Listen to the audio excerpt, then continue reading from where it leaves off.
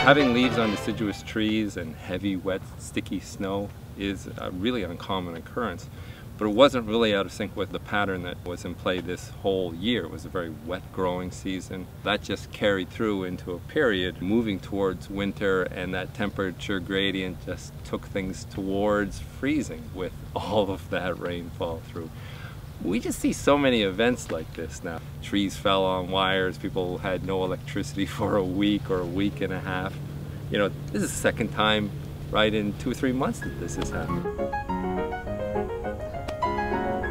Well, it's kind of arrogant to think that these places always need us. Disturbance is a big part of a lot of natural ecosystems. Fire rolls through, or a windstorm, a housing subdivision.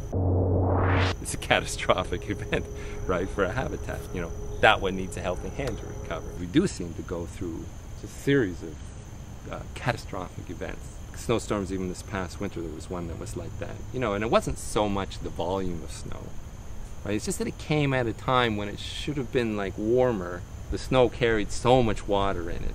3 feet of snow is not really a problem if it's, you know, sort of dry snow. But when you get these things at periods when the climate really should be something a little bit different through, right?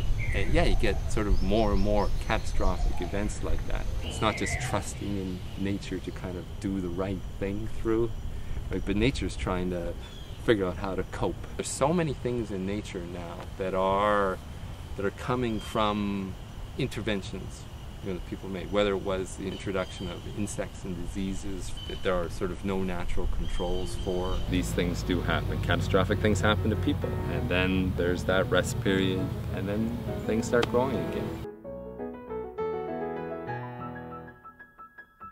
Just fix things, let's rest a bit, then let's take off and get going.